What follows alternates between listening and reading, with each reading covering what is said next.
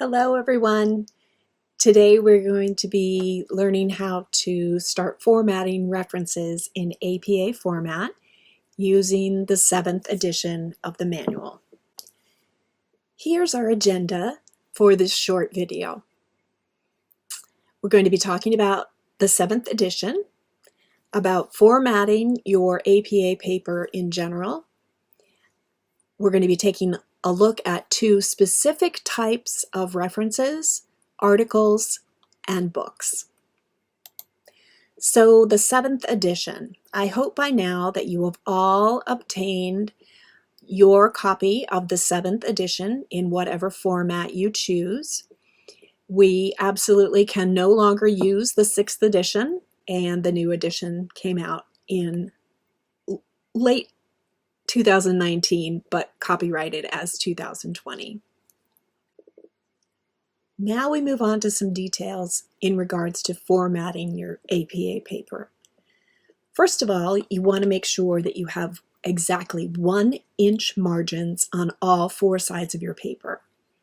There's a little graphic here on the right-hand side to show you how to enter that information into your word processing program. It depends on what kind of word processor you're using, how old it might be, what kind of laptop or computer you're using, as to exactly what this little box will look like, but it will be similar. It will have the top, bottom, left, right. So you want to make sure that you have that set on 1 inch. Usually the default is 1.25 for left and right. The other thing is that APA papers are double spaced from top to bottom. So set that double spacing when you start writing any kind of paper and leave it on. Do not change it. And lastly, use the tab key when you want to indent a new paragraph. They talk in the manual about a measurement of how many spaces and that sort of thing, but it has become sort of common practice to just use the tab key when indenting for a new paragraph. All right, so let's start with journal articles. Now here is a sample. This is a graphic that I borrowed from the internet, and this includes all of the elements of a 7th edition reference for a journal article. So let's take a look at it.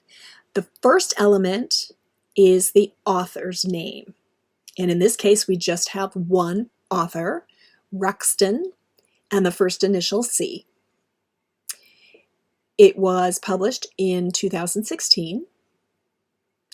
And then we have an article title, T: hydration and other health benefits. Then we have the journal title. So we have the article title and the journal title, and we treat those two things differently. In this case, the journal title is Primary Healthcare.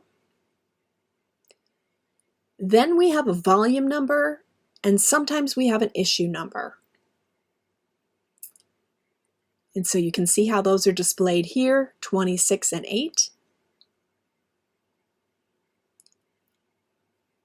Then we have page numbers, 34 through 42, and the reference ends with a DOI. I will explain all of those elements in a little more detail as we go through this presentation. One thing I do want you to notice on the left-hand side, I have added the capital letters DS. That stands for double space. This example, while it's perfect in all other respects, doesn't look to me like it's double spaced. I think they forgot to turn on double spacing when they were making their perfect example to post. So you want to make sure that you always double space everything. So this is an excellent example. If you want to go back and reference this later, just remember the double spacing. There are also examples in your APA manual. This is just an additional one for you to keep on hand. So let's go through each of the elements of the reference in order. First comes the authors. So number one, if more than one author is attributed to the article, keep the names in the original order as they are printed on the article itself. The order is very important to those of us who write these articles, so do not change them around and try to be helpful by putting them in alphabetical order. Leave them as is. Secondly, if a person lists a middle initial, you must include it in your reference. If they don't list it, you do not need to try to look it up. Even if you happen to know the person, you don't add it in just to be helpful. You cite exactly the way it is listed on the article itself. Number 3 is about hyphenated last names. So However, first of all, letter B tells alphabetize it under do the first not letter assume that there is a of the hyphen first name if it isn't printed So for that way. example, if someone's last name was Smith-Jones, So let's assume that this you would person put it that I in made up, your Sue reference list Smith-Jones, in alphabetical order she doesn't put a under hyphen Smith in her name on the article that you have in front of you. It appears that Smith is her middle name. Now we're not going to question why Smith is her middle name. Okay, that's just the way it's printed on the page. So her last name becomes Jones. Her first name becomes Sue, which is S period, first initial. Her middle initial then becomes Smith, S period. And so it would be listed as Jones, comma, S period, S period.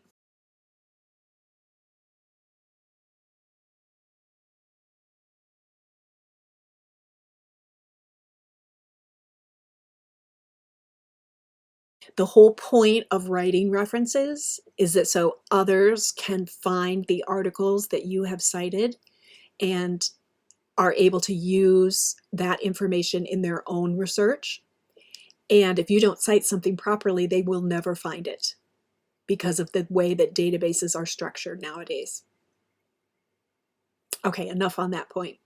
Number 4 is that you need to insert one space between initials. So here's an example. Anderson, comma, space, T period space, M period, comma, space, and then we add any subsequent authors. I just made this up, these 3 names up. We're going to continue to use it in our example. Okay. And then you insert a comma between authors no matter what. And I mean no matter what. So let's pretend that Dr. Goodwin and Dr. Lasky in our department wrote an article together. We would not normally put a comma between only 2 things, right, in everyday life. But you'll notice that after the V for Vanessa, there's a comma, and then there's the and sign, formerly called the ampersand.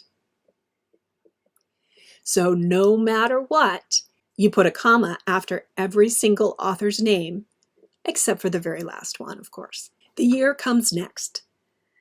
That's a simple one. You simply put the year in parentheses with a period after it. So if we carry on our example of Anderson, Conway, and Lassiter, their article was written in 2019. So I've highlighted the year with the period at the end.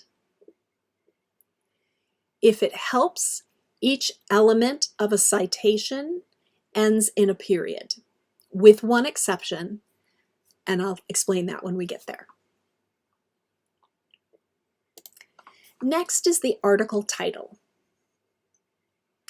So what's important here to remember is which words do you capitalize? So always, always, always, you are going to capitalize the first word of the article's title, no matter what it is.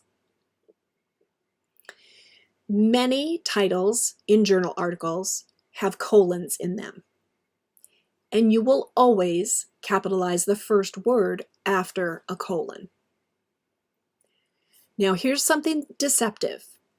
Many times, the colon is not printed on the article itself. So you bring up a PDF on the screen, you won't see a colon. And you'll think, well, there's no colon there. Why should I type one? That's the way that the journal has decided to lay it out. Perhaps the first part of the title is in a larger font, the second part of the title is in a smaller font, or it's italicized or something. That's their style for their journal. They can do whatever they want once something has been submitted. But we, on the other end, as authors, have to be consistent, and that's why we're using the APA format, so that all of our writing is consistent. So we have to know that if a title has an obvious division, that we put a colon there. And you'll see that in the example in just a moment. The other two things that you'll find that are most commonly capitalized are proper nouns and acronyms. You leave acronyms as they are. And this is another element of the reference, so you're going to need a period at the end of that. So let's go back to our Anderson, Conway, Lassiter 2019 article example. And the title of the article is Learning to Write References in Correct APA Form, so many details. Okay, so the first word is capitalized. There's an acronym, APA. We did not change that. We left it as is. There's a colon, so the first word after that is capitalized. And the end of the element has a period to finalize it. Now let's take a look at how a journal title is treated differently than an article title. So you're going to capitalize all words except prepositions. Journal titles are in italics. Article titles are not. Here's another hint. In every single reference that you have in APA, there will only be one element that is italicized. I'll say it again because this is very important. There will only be one element that is italicized. Sometimes it will trick you as to which one it should be, and you'll have to look it up. Sometimes it still tricks me, and I'll think, that doesn't look right, and I'll have to look it up. And I've been doing this for over 30 years. So just make sure that you are consistent with your follow-through. And lastly, we aren't at the end of an element yet. So we're going to add a comma at the end of the title because we're not to the end of the element in order to add a period. So let's take a look at a sample. Authors, year, article title, and highlighted in bright yellow is a journal title. APA Journal of This Seems Silly. It's in italics. It has title case. And it ends with a comma.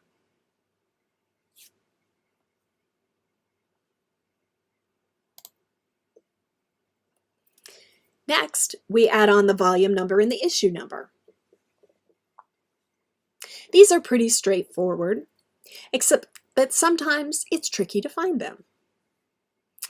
So the volume number will always follow the journal title, and it will be in italics. It must be a number.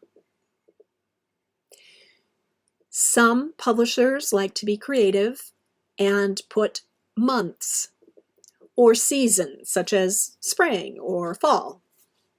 You must find the number. The issue number is something that you might not always include.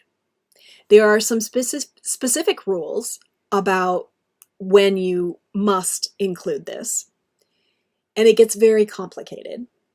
If you really want to know, I will let you look that up, or you can private message me. I'm happy to explain it. It's not a secret. It's just that it's such a ridiculous detail. I personally don't think it's all that important. I don't think it's ever kept anyone from being able to locate a source. And so this is one of the things that I don't get too wound up about. However, if you have access to it, I just include it. If it doesn't pop up on my search, I don't worry about it.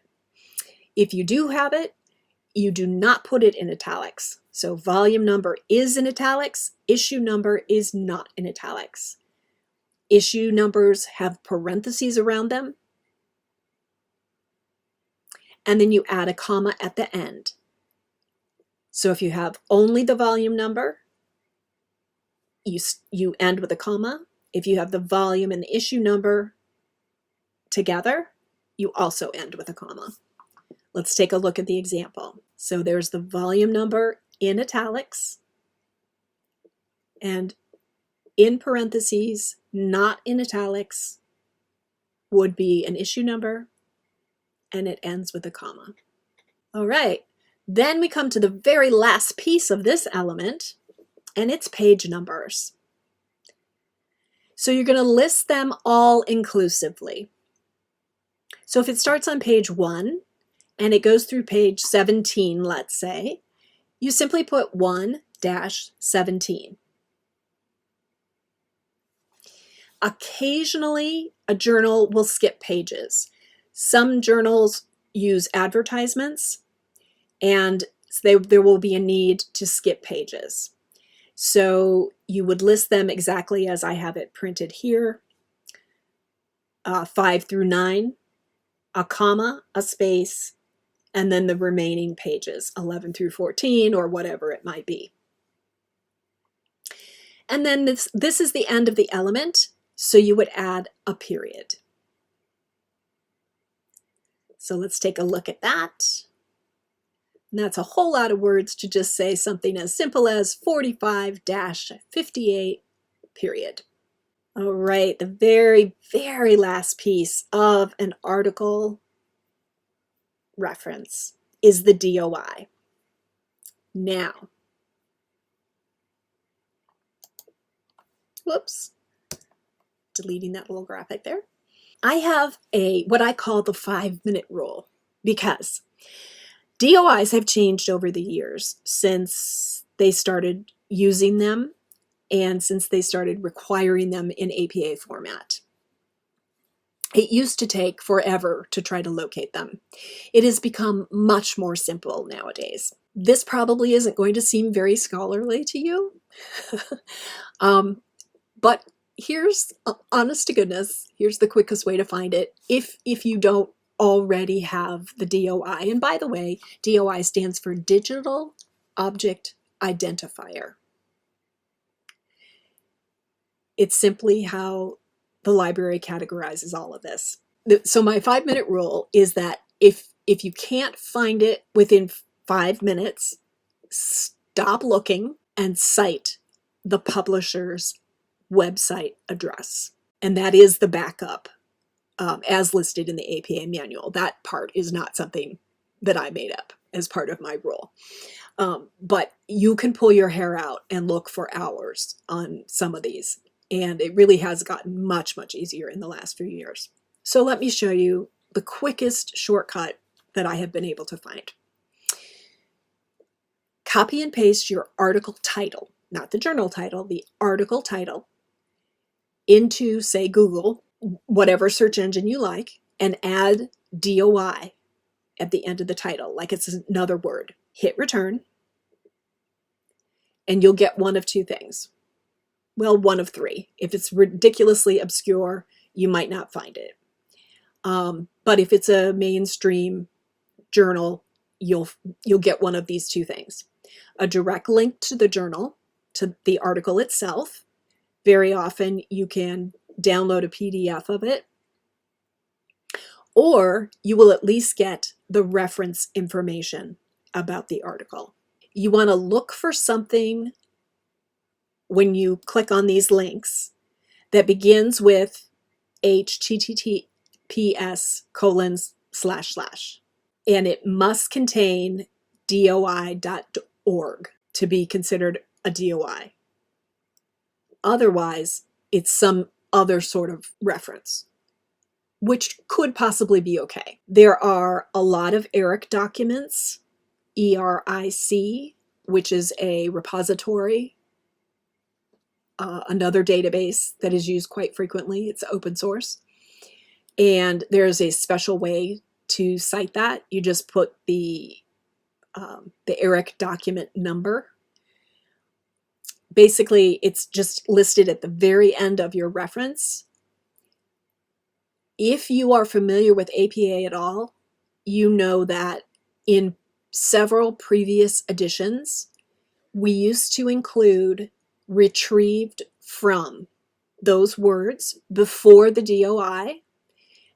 And in one previous edition, we even put the date. So retrieved October 9th from, and then list the website or the DOI. In the 7th edition, they've taken all of that out. So if you've used that previously, just erase that from your mind. All you have to do is make it look like this. Right after the page number, there's a period, and then you go right into HTTPS. This is the exception to the rule for elements. You don't want a period at the end of your DOI, because if it's a live link and I click on it, the period could mess up the transmission. Now, I know I've thrown a lot of details at you, but you can go back and watch this many, many times. And of course, you can always message me for further clarification. So let's go on and let's take a look at how to reference books. So here's a beautiful example from the 7th edition. The same source that gave us the previous example. Our author here is Fletcher, first initial D, second initial P. The year is 2018. And our title of our book is Disruptors, Success Strategy for Women Who Break the Mold. And the publisher is Entrepreneur Press. And as before, I have added the capital letters DS on the left-hand side to indicate a reminder for double spacing. This example is perfect, other than it doesn't look double spaced to me, but you can use it as a reference. Other than that. All right, so the first two aspects of a book citation are exactly the same as articles. So we can celebrate the small victories, right? You've already learned that part. Exactly the same. And that will be exactly the same for many, many other types of sources that you might come across. So that's a good thing. That will be consistent. Book titles are a little bit different. The capitalization rules, however, are exactly the same. So yay, that's another win. However, book titles are the one thing in this type of reference that are in italics, and you add a period at the end of your title. So here's another example. I've given us new authors so as not to get confused between the two types. This is my name and my husband's name, Coombs J. and Ashton T. in 2020 wrote a book called, supposedly, This is the Best Book I've Ever Read. Okay, so same capitalization rules. first word is capitalized, there's a period at the end, and the word I've is capitalized because that's a proper personal noun. Then we move on to publisher. Here you list the name of the publishing company only. Do not list city and state where published. This was required in every single previous version of the APA manual up until now. So again, if you've ever interacted with APA, you've had to locate the city and state, Los Angeles, California, or whatever it might be. That is no longer the case. You just put the name of the publishing company itself. Fox and Sons Publishers Incorporated. The best place to get it for the full name is on the cover page, right once you open the book itself. So books are pretty straightforward. If you want to cite chapters in books and other kinds of things like that, there are more details, and there are, if you've looked at all at the APA manual, you'll notice that there are quite a few details and many types of things that you can cite. But these are the two most common things that you will be citing for the rest of your careers. All right, so this is the end of our APA discussion for now. I wish you all a wonderful time reviewing this material. I will post the homework assignment. And again, please let me know if there are any questions or anything that you would like me to clarify. I'm always here to try to help. Take care, everyone.